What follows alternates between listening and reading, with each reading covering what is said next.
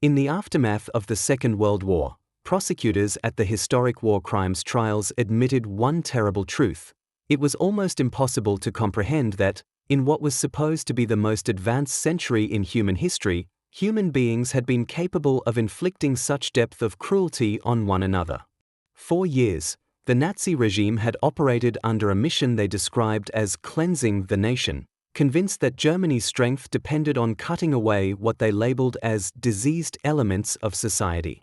To men like Adolf Hitler, entire groups of people were viewed as a malignancy that needed to be removed. What followed was a systematic, state-driven persecution that intensified relentlessly and deliberately. The early months of 1945 marked one of the most catastrophic chapters in German history. The country collapsed under bombardment, foreign armies advanced relentlessly, and the dictator at the heart of it all was cornered. When Hitler's death was finally announced, millions around the world responded with relief. The Third Reich had been engineered around one man's persona, and without him, its foundations disintegrated instantly. Yet the story of how such a regime emerged, and how it ultimately fell, begins decades earlier. Hitler, a fringe figure in the early 1920s, was dismissed by many as an angry extremist. But by 1933, he had maneuvered his way into the chancellorship, promising stability to a nation shaken by economic crisis. Instead, he delivered destruction on a scale no one had imagined. His inner circle, men like Hermann Göring, Heinrich Himmler, and Rudolf Hess, envisioned global domination and mobilized an entire nation around a genocidal ideology. As Hitler assured the German public that he was working for peace, he quietly prepared for war. Children, families, and entire nations would soon pay the price. Day by day, Europe descended into chaos. Lands were annexed, governments collapsed, and in 1940 the fall of France signaled Hitler's peak of power. But the same hubris that had lifted the Nazi regime would soon tear it apart. Hitler miscalculated twice, he failed to invade Britain, and he launched a disastrous invasion of the Soviet Union. These decisions set the Reich on a path toward inevitable ruin. What would eventually be known as the Holocaust unfolded parallel to these military campaigns. From the moment Hitler seized total control, Jews in Germany were stripped of their rights, livelihoods, and humanity. Antisemitism became state doctrine. Laws isolated Jews socially, economically, and psychologically. Something as simple as swimming in a public pool became forbidden. The water, authorities claimed, would be contaminated. Jewish professionals lost their jobs. Children were taught that Jews were subhuman. Fear replaced friendship, and neighbors turned against each other overnight. By the late 1930s, oppression had escalated into violence. On the night of November 9, 1938, synagogues across Germany burned as Jewish-owned shops were shattered and looted. Nearly 100 Jews were murdered, and tens of thousands dragged off to concentration camps. Kristallnacht, the night of broken glass, revealed to the world the regime's true nature. Hitler was no longer hiding his intentions.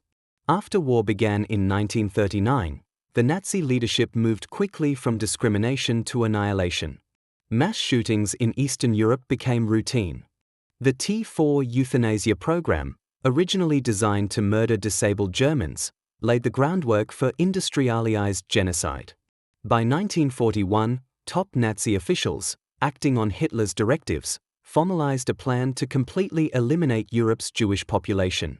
Reinhard Heydrich, one of the regime's most cold-blooded figures, chaired the infamous Wannsee Conference, where the so-called final solution was coordinated. The extermination camps, Treblinka, Belzec, Chelmno, Auschwitz, would become the machinery of mass death. In these camps, people ceased to be seen as human. Families were torn apart upon arrival. Heads were shaved, identities erased, and survival became a minute-to-minute struggle. Prisoners knew that sleep did not guarantee awakening, and waking did not guarantee surviving the next hour.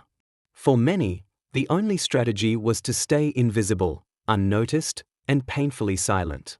The brutality extended beyond the victims.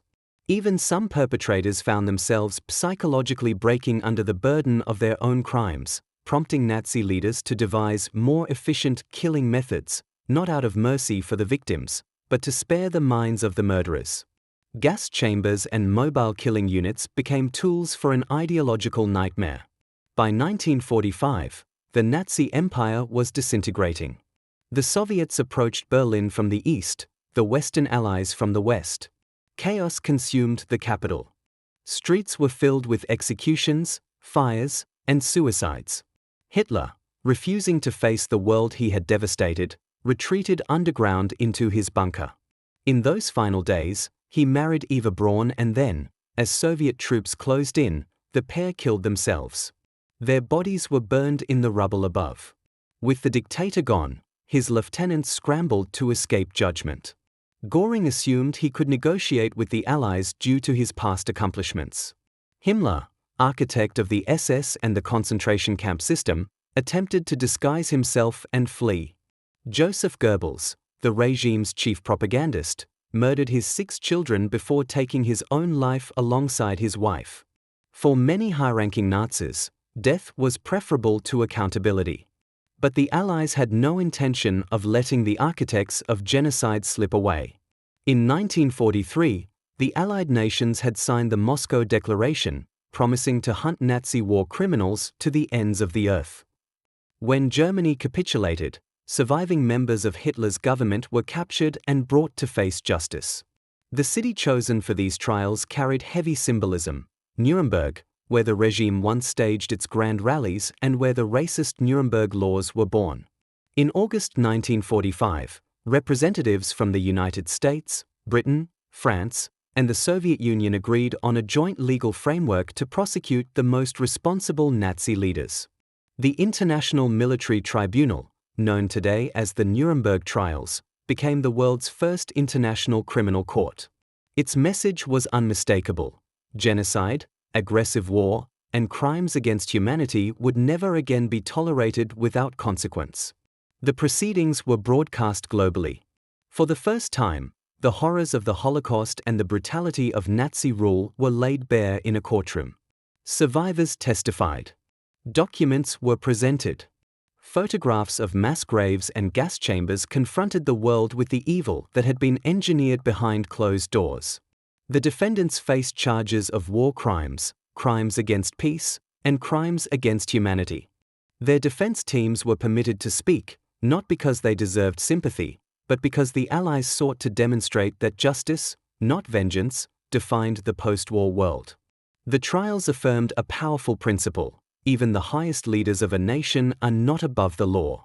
Though the court could not bring back the millions who perished, it offered survivors a measure of acknowledgement and held the regime's architects accountable. The Nazi era, built on hatred and myth, ended not with glory or monuments, but with the truth exposed under international scrutiny. The world vowed that such crimes would never be allowed to resurface. Whether humanity has successfully upheld that promise remains the enduring question.